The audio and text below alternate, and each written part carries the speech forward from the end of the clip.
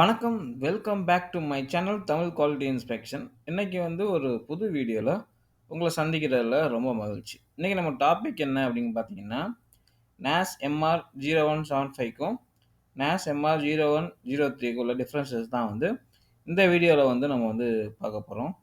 வாங்க நம்ம வீடியோக்குள்ள போலாம். ஃபர்ஸ்ட்டு இப்ப இந்த 2 ஸ்டாண்டர்டும் எந்த இயர்ல ஃபர்ஸ்ட்டு பப்ளிஷ் பண்ணாங்க அப்படின்னு பார்க்க போறோம். NAS MR0175 1975ல பப்ளிஷ் பண்ணாங்க. இதுவே அ NAS MR0103 2003ல பப்ளிஷ் பண்ணாங்க. சரிங்களா? என்னன்னா, இந்த லாஸ்ட் 2 டிஜிட் இருக்கு பார்த்தீங்களா? இந்த லாஸ்ட் 2 டிஜிட் அந்த இயர குறிக்குதுன்னு சொல்றாங்க. இப்போ MR0175 1975 குறிக்குதா? அதே மாரி இது 2003 லாஸ்ட்டு 2 டிஜிட் 03ல முடியுது. சரிங்களா? இந்த எம்ஆர்னா மெட்டீரியல் ரெக்யர்மென்ட்னு அர்த்தம். 01னா உங்களுக்கு என்ன பார்த்தீங்கன்னா, அது ஃபர்ஸ்ட் ரெக்யர்மென்ட். சரிங்களா? அதனால தான் அது குடுத்துருக்காங்க. அதுக்கப்புறம் அ இதுக்கு கரஸ்பாண்டடா உள்ள ஐஎஸ்ஓ ஸ்டாண்டர்ட் என்ன அப்டின்னா, எம்ஆர் NAS MR0175க்கு ISO standard corresponded ISO standard 15156 ஓகேங்களா? NAS MR0103க்கு கரஸ்பாண்டட் ஐஎஸ்ஓ என்னன்னா, ISO 17495 சரிங்களா?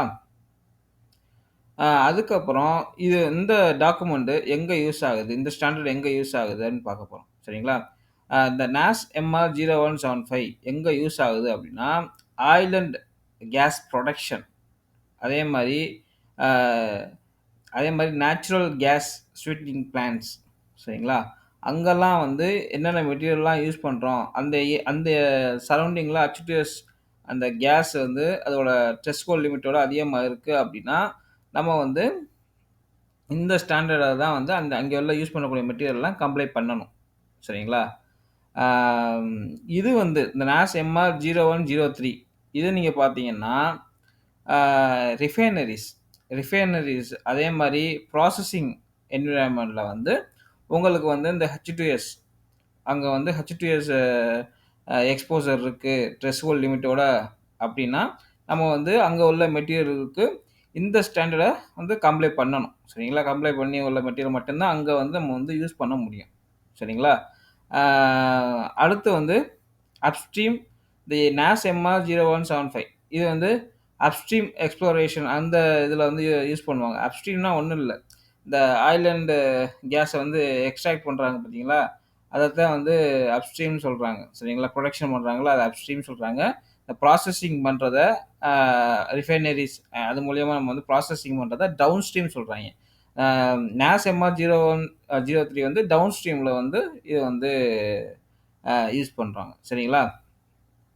மோஸ்ட்லி நீங்க பார்த்தீங்கன்னா, NAS MR0103 இது எஸ்எஸ்சி கிராக்க மட்டும் தான் அது ஓரியன்டடா தான் ரெக்யர்மென்ட்ஸ் எல்லாமே இருக்கும். சரிங்களா?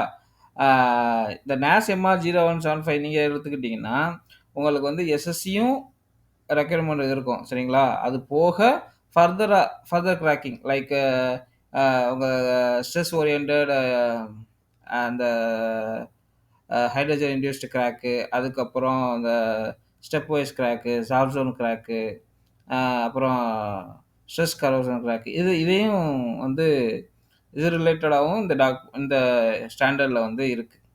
பட் NAS MR0103ல ஒன்லி எஸ்எஸ்சி அது ரிலேட்டடா மட்டும் தான் உங்களுக்கு டாக்குமெண்ட்ல அந்த ஸ்டாண்டர்ட்ல மென்ஷன் பண்ணியிருக்காங்க. சரிங்களா? இந்த வீடியோ உங்களுக்கு புடிச்சிருக்கும்னு நெனைக்கிறேன். புடிச்சிருந்தா லைக் பண்ணுங்க, ஷேர் பண்ணுங்க, கமெண்ட் பண்ணுங்க. அடுத்த ஒரு நல்ல வீடியோல உங்கள சந்திக்கிறேன். Until bye bye. Take care. See you.